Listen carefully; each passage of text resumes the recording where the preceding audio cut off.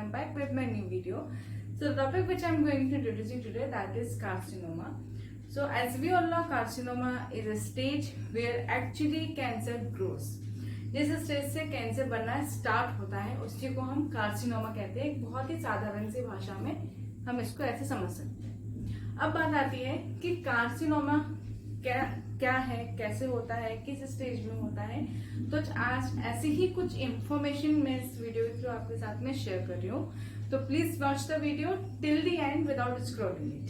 Now what is carcinoma? Actually क्या होता है कि कार्सिनोमा एक ऐसी स्टेज है जहां पे हम कह सकते हैं कि किसी भी टिश्यू में, किसी भी एपिथेलाइल टिश्यू में जो आपके बॉडी ऑर्गन के इंटरपैसिव वे में जा रही हो, उस पैसेज में होता है। तो वहां पे धीरे धीरे एक लम्स बनना शुरू होते हैं। लम्स के बाद जब वो एक थोड़ा सा बॉल टाइप का एक शेप ले लेती है तो वो एक तरह के ट्यूमर का रूप लेती है एंड उस फेज में ही कार्सिनोमा बनना शुरू होता है, यानी कि कैंसरस सेल बनना शुरू होती है।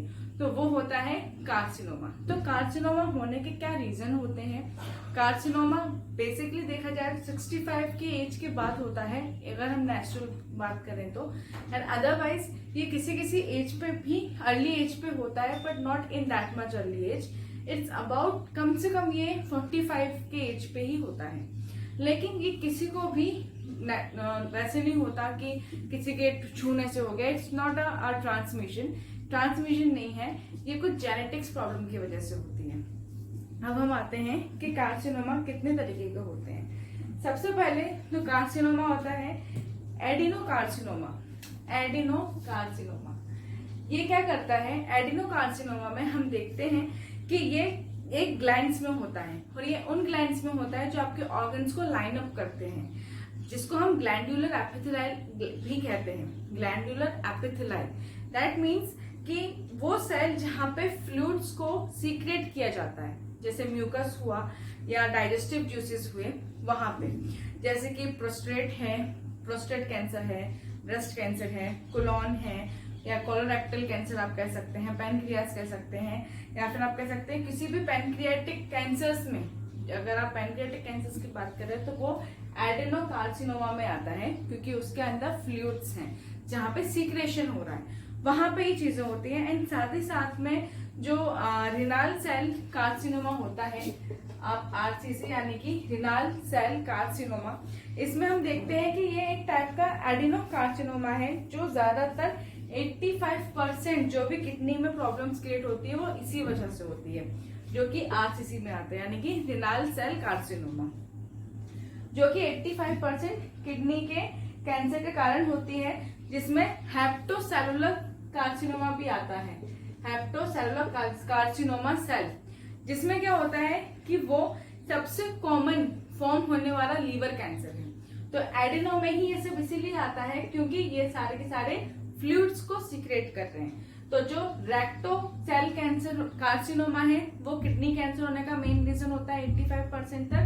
एंड जो एससीसी है दैट इज हेप्टोसेलुलर सेल कार्सिनोमा, ये है लीवर कैंसर होने का सबसे मेन या फिर आप कॉमन फॉर्म कह सकते हैं। अब इसके बाद आता है basal cell carcinoma. Basal cell carcinoma कहाँ होता है, यानी कि बीसीसी। बेसल सेल कार्सिनोमा जो स्टार्ट होता है वो किसी भी स्किन के टॉप लेयर पे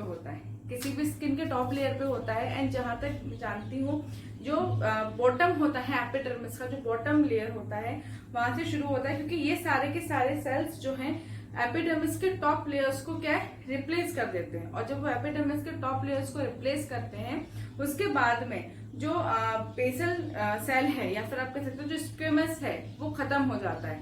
और जब वो खत्म हो जाता है तो जो बेसल सेल कार्सिनोमा है वो डेवलप हो जाता है। और बेसल सेल कार्सिनोमा जो है स्किन कैंसर के लिए सबसे कॉमन है। It is common for skin cancer. Now it is come to the squamous cell carcinoma. Squamous cell carcinoma क्या है?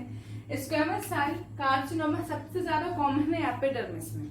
ये कॉमन है एपिडर्मिस में, क्योंकि यूजुअली ये स्किन के पार्ट्स में होता है जहाँ पे सबसे ज्यादा, जब कोई का एक्सपोजर सन से ज्यादा हो, कोई सन एक्सपोजर में ज्यादा रहे, या फिर किसी के भी फेसेस पे, ईयर्स में, इसोफेगस में, या फिर लंग्स में, आर्म्स में, लेग्स में, इन सब में जो एक म्यूकस मेम्ब्रेन बनाते हैं, जो ग्लैंड्स के आसपास जहाँ पे म्यूकस मेम्ब्रेन लाइनिंग है, जैसे लंग्स हुआ, इसोफेगस हुई, नेक हुआ, आपका हेड हुआ, ये तो ये सेकंड मोस्ट कॉमन होने वाला कैंसर है, जो स्किन कैंसर का ही एक टाइप का कैंसर, जिसे हम कहते हैं squamous cell carcinoma. Squamous cell carcinoma के जो टाइप है स्किन कैंसर के, वो जनरली बेसल कार्सिनोमा से ज्यादा जल्दी फैलता है। ये बहुत जल्दी फैलता है, ये फास्टर है, इससे ये फास्ट है। अब आता है डक्टल कार्सिनोमा इन सिट्टो। अगर हम डक्टल कार्सिनोमा इन सिट्टो की बात करते हैं तो उसको शॉर्ट में, इसको जो जाना जाता है वो DCIS के नाम से जाना जाता है। इसमें सबसे इम्पोर्टेंट चीज ये होती है कि सबसे, अगर आप आम भाषा में समझे तो ये सबसे कॉमन होने वाला ब्रेस्ट कैंसर है। इसमें क्या होता है कि जो ब्रेस्ट मिल्क डक्ट्स होते हैं उसमें कैंसर होता है, तब ये चीजें ज्यादा, बहुत ही ज्यादा एक डेंजरस फॉर्म में जाती हैं। एंड क्योंकि ये इंसेक्टो मीन्स है, तो इंसेक्टो का मतलब होता है कि ये बाहर नहीं फैलेगा, उसके अंदर ही फैलेगा। जो डक्ट का जो एरिया है उस डक्ट के अंदर ही फैलेगा, लेकिन उसके बाहर कुछ भी उसके सराउंडिंग में स्प्रेड नहीं होगा। तो ये DCIS को हमेशा नॉन इन्वेसिव कहा जाता है कि ये नॉन इन्वेसिव है, जो कि ये स्प्रेड नहीं होगा। या तो आप इसको नॉन इन्वेसिव कह सकते हैं या फिर इसको प्री इन्वेसिव कह सकते हैं। तो ये इसका एक रीजन है। अब इसके बाद में हम कह सकते हैं कि क्या ये टॉलरेबल है, क्या ये ट्रीटेबल है। तो जो DCIS है ये ट्रीटेबल है, ये बहुत ही इजीली ट्रीट करता है। एंड साथ ही साथ क्योंकि इसका सिर्फ एक ही प्लस पॉइंट है कि ये इंसेक्टो है, ये उसके डक्ट के अंदर ही फैलेगा, बाहर इसके सराउंडिंग्स में नहीं जाएगा। इसके बाद आता है invasive ductal carcinoma. Invasive ductal carcinoma जो है ब्रेस्ट मिल्क डक्ट से स्टार्ट होता है, जैसे कि DCIS मैंने बताया था। लेकिन DCIS की तरह ये स्प्रेड, ये वो नहीं है कि वो डक्ट में ही रहे, ये इन्वेसिव नहीं है, ये फैल सकता है। इसमें डक्टल जो जितने भी डक्ट कार्सिनोमा के जो भी नियर बाई है वहां पे ये फैल सकता है, क्योंकि इसके अंदर लिम्फेटिक सिस्टम चालू हो जाता है। जिससे मैंने लिम्फोमा बताया था, एक बार कैंसर का बताया था, लिम्फोमा बताया है और मायोलोमा बताया है। तो इन सब में मैंने बताया था कि लिम्फोमा में होता है कि लिम्फेटिक सिस्टम की वजह से वो सब में स्प्रेड होता है, तो वही चीज इसमें आ जाती है। DCIS में तो वो इंसेक्टो में है तो वो बाहर नहीं आता, लेकिन ये जितने भी उसके आसपास के जगह हैं उन सब में ये स्प्रेड हो जाता है। एंड ये अनट्रीटेड है, और ये क्योंकि लिम्फेटिक सिस्टम के थ्रू जाता है, ब्लड स्ट्रीम के थ्रू पूरी बॉडी में फैल जाता है। तो ये भी एक कॉमन टाइप का ब्रेस्ट कैंसर है। अब कार्सिनोमा कैसे होता है, क्या क्या इसके फैक्टर्स है, ये कैसे फैक्टर्स है जो इसको इन्फ्लुएंस करते हैं कि ये हो। सबसे पहली बात, कार्सिनोमा का जो रिस्क है वो बढ़ता है 65 एज के प्लस पे, या आप कह सकते हैं 60 प्लस पे कह सकते हैं, इसमें बढ़ता है। दूसरा आता है कि कार्सिनोमा जो है अफेक्ट करता है बहुत सी चीजों को। कार्सिनोमा में, स्किन कैंसर पे हमने देखा है, सब कुछ चीजें देखा है, इस सबका कहीं ना कहीं एक कैंसरस स्टेज उसको मिलनी होती है, तो उसका फाइनली रहता है। अब आता है कि अगर हम रेस रिलेटेड देखें कि कितना रिस्की है, तो ये रिस्की है। एंड इसमें बहुत सारे कार्सिनोमा टाइप के हैं, जिसमें पीपल हु आर ब्लैक, जिनका डार्क कलर है, उनका हाई सबसे ज्यादा रिस्क रहता है कि उनको कॉलन कैंसर हो सकता है, या फिर उनको कोई भी लंग कैंसर हो सकता है, या फिर उनको एडेनो कैंसर होने के सबसे ज्यादा संभावनाएं होती हैं। अब आप ये सोचेंगे कि इसमें ब्लैक एंड व्हाइट क्यों है, तो उसका रीजन सिर्फ इतना है क्योंकि इसमें हम बात कर रहे हैं स्किन की।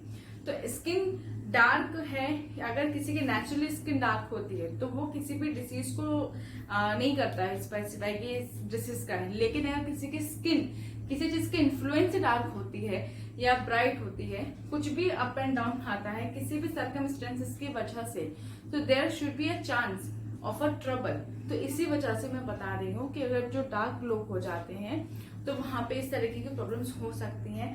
And people who are white, या फिर जिनके अंदर मेलानाइन कम डेवलप होता है, जो कि स्किन पिगमेंट होता है वो कम डेवलप होता है, तो वहां पे कार्सिनोमा से जुड़ी कुछ स्किन प्रॉब्लम्स की भी प्रॉब्लम्स हो सकती हैं। तो ये उसकी चीजें हैं। अब बात आती है कि कार्सिनोमा कॉमन कैसे है। कार्सिनोमा जो है कॉमन इसलिए क्योंकि ये 80 to 90% तक कैंसर बनाने के लिए सक्षम है, कि 80 to 90% तक कैंसर बना, क्योंकि ये अर्ली स्टेजेस पे ही हम पता कर लेते हैं कि कार्सिनोमा डिटेक्ट हो रहा है, तो पता चल जाता है कि इस पेशेंट को कैंसर होने वाला है। अब इसके क्या क्या सिम्टम्स रहते हैं। कार्सिनोमा एक सारे के सारे इसमें कैंसर स्टार्ट होता है। इसमें सबसे मेन चीज आती है उसकी जेनेटिक म्यूटेशन। हम जानते हैं कि म्यूटेशन का मतलब होता है किसी भी जेनेटिक को चेंज कर देना, दैट इज हेरिटेबल चेंज। तो जब किसी भी तरीके का कोई म्यूटेशन होता है तो उसका एडवर्स अफेक्ट जाता है डीएनए में एंड बॉडी पे। तो इसी में जेनेटिक का म्यूटेशन हो रहा है, और जिसकी वजह से एक नॉर्मल हेल्दी सेल एक कैंसर सेल में डेवलप हो रही है, उसमें जा रही है। और जो कैंसर सेल जब मल्टीप्लाई होने लग जाए ना, तो वो और ज्यादा कैंसर सेल बनाती है, जो कि अनट्रीटिंग रह जाता है। फिर आप उसको ट्रीट नहीं कर सकते विदाउट एडवांस्ड। कैंसर सेल जो है हेल्दी टिश्यू के पास अगर फैलेगा तो इवेंचुअली कैंसर सेल जब ट्रेवल करेगा किसी भी हेल्दी सेल के आसपास में, किसी भी लिम्फेटिक सिस्टम के थ्रू गया, किसी भी ब्लड स्ट्रीम के थ्रू गया, तो बहुत इजीली पूरी बॉडी में सर्कुलेट होगा। तो यही रीजन है। और जो अगर वो फैल गया तो पूरे बॉडी में मेटास्टेसिस कर देगा। मेटास्टेसिस का मतलब होता है पूरी बॉडी में कैंसरस सेल को इन्वाइड कर देना, इन्वेजन कर देना, वो चीज आते हैं। तो अब आता है what are the risk factors for carcinoma. Adenocarcinoma में जो रिस्क फैक्टर है वो यही है कि कार्सिनोमा मल्टीपल ऑर्गन्स में प्रेजेंट है। जैसे मैंने लंग्स बताया, किडनी बताया, आपका कोलन बताया, पैनक्रियाज बताया, प्रोस्टेट बताया, ब्रेस्ट बताया, इन सब चीजों में मैंने आपको बताया। अब जिसमें यू सबसे ज्यादा जो लोग करते ना टोबैको, पता है कि जान जाएगी पर खानी है तो ये होगा। तो टोबैको यूज करने वालों के साथ होता है, अल्कोहल पीने वालों के साथ होता है, जो हार्मफुल टॉक्सिन्स के एक्सपोजर्स में रहते हैं, ऐसे इंडस्ट्रीज में काम करते हैं, उनके साथ हो सकता है। आपकी कोई पहले रेडिएशन थेरेपी हुई हो उसका भी एडवर्स इफेक्ट हो सकता है। साथ ही साथ में कुछ जेनेटिक म्यूटेशन जिसमें BRCA,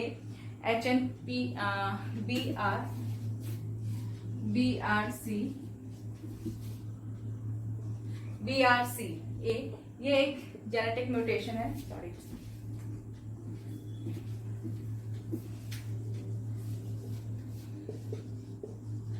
BRCA ये एक जेनेटिक म्यूटेशन है।